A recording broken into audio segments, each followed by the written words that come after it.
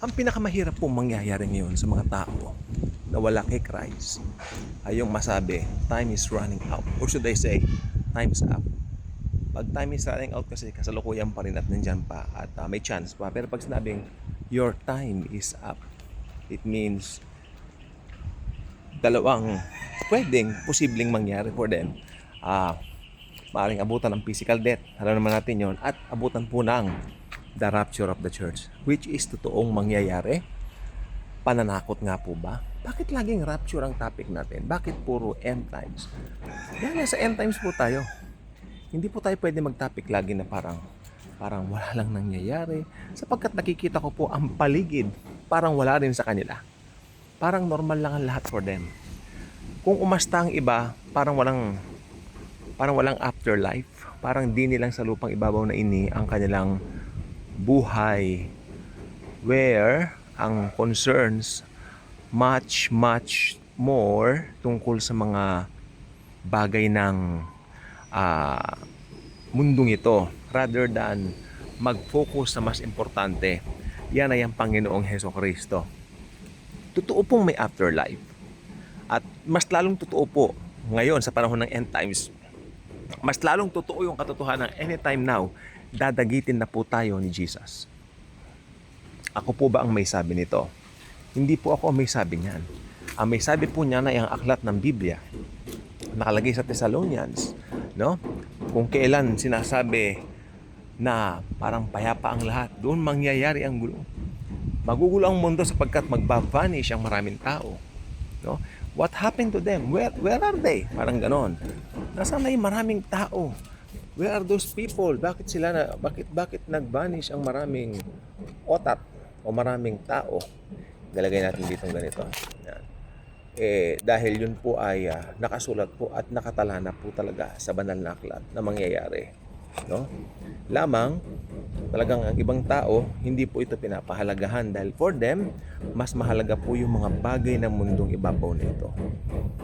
Sa mundo po, kanya-kanya pong panahon. May panahon na darating ka, may panahon na mag-e-enjoy ka sa buhay, at may panahon na papano ka. Makakalbo ka. Ay, aray ko, Lord. Ikaw ay, yeah. At alam nyo, sa totoo ngayon, minsan nagtatawa tayo, pero alam nyo, mga kalbo, yan po isang normal na baldness. Sa mga kalalakihan, they don't like that to happen to them. But magagawa ka ba? Diba? Sa babae naman po, hindi naman sila kalbo pero parang napapanat ang manipis ang buhok, no? Saka siyempre yung kulubot, alam nyo, ayon sa pag-aaral, mas madaling magkakulubot ang babae kaysa sa lalaki. Mas madaling tumanda. Totoo po yan. Dahil siguro nakukonsumi sa asawa or something, no? Kaya sabi ko po dito sa mundong ibabaw po ito lahat po talaga dito ay temporary. Kaya sabi nila, habang bata ka, while you can still enjoy, kasi dating pong panahon talagang hindi mo na kaya mag-travel, gustuhin mo man, ayaw naman ng body mo. Gustuhin mo man, ang katawan mo mismo nasuko na. Aba, mahirap pong usapan niya. Yan pong tinatawag na irony, no? Kaya yung kapitbahay namin, sabi niya, naku, kailangan mag-enjoy na tayo kasi tumatanda tayo. Yun ba ang purpose lang po ninyo na mag-enjoy ka na kasi tumatanda? Oo, pagtanda ko, hindi ko na magagawa yun, sabi niya. Wow! Pa ngayon ang parang hindi ko na pinasukan ng spiritual things kasi for how many times hindi po nakikinig. So be it for her, for them. How many attempts we did going at their place at mag-alok ng Bible study. Matagal na, 2009 pa po. Mabuti pa nga yung matanda ro na nakatira dati. Kasi gusto niya yung matandang sobrang buhay pa rin po pero sobrang tanda na. So, siyempre, kaya ganun po ibig ko sabihin. Kailan mo papahalagahan ang mga bagay na mas importante? Pag nasa banig ka na ng karamdaman, naghihingalo ka na, abay, huwag mong pahintulot. Huwag naman ang mangyaring gano'n dahil mas maganda po na maging priority mo ang Lord habang bata ka pa. Dahil sa Panginoon, napakasarap po ng buhay. Sa Panginoon, Panginoon, perfecto ang buhay, not because of anything good na ginawa natin, but because dahil kay Christ, kay Lord Jesus Christ, na sa atin ay nag-alay ng kanyang buhay. Okay? So, ganyan natin dito. Bebang para mas mapuno, mas maigi. Lagyan natin ng telepono dito. Kita niyo po bang ang puno? Yan. Pakita ko. Sasandal natin yung telepono. Yan. So, ang Lord sa atin po, siya po ang may hawak ng lahat-lahat sa atin. Hindi ikaw. May nakalagay nga sa Bible, ang sabi ko, pupunta ako sa ganito, pupunta ako sa ganyan. Pero huwag mo pala sasabihin kasi dapat kung kalooban ng Panginoon na pumunta ako roon, di ba? O, kasi ang tao boastful. Batid mo, hawak niya ang bukas. Yan, bagay dito. Batid mo, hawak niya ang bukas. Bala mo, alam niya ang bukas. Pero hindi, wala po nakababatid noon. Tangi ang Lord lang. The only thing you can do is to acknowledge God's presence, the presence of Jesus sa buhay mo, kahit na ano pa man yan. No?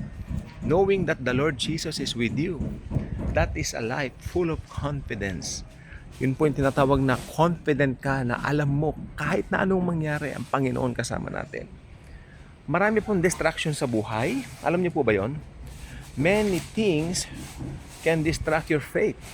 May time, ako sa akin na lang po, may time na parang ang lakas-lakas ng faith ko. May time naman po na, parang, ano ba ito? Parang, hindi naman po mahina, pero parang minsan nagugulo ang isip ko na parang natatakot, gano'n na parang nasasabi ko na parang, ay naku, yung mga fears mo from the past, yung mga, alam mo yung mga gano'n, torment, tinotorment tayo. Alam mo, the more na tinotorment ka, the more na maganda kasi alam mo, na-target ka ng dyablo, alam ng dyablo na sa iyo si Kristo.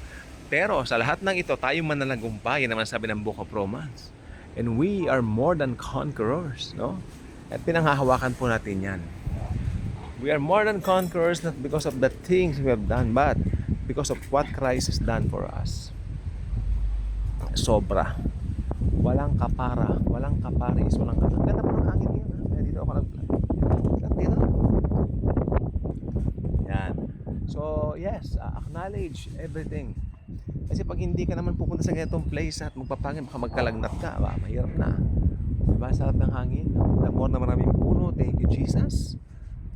Trees are gift from the Lord, no?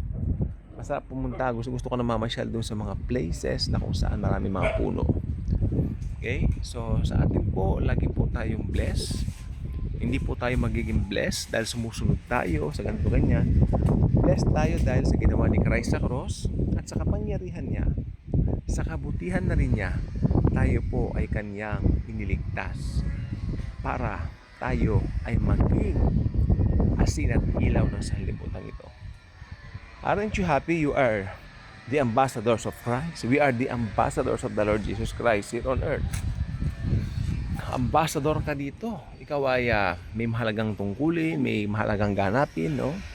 At yes, habang hindi pa nangyayari yung rapture, church age po tayo. Malamang alam naman natin yan, maliwanag po yan.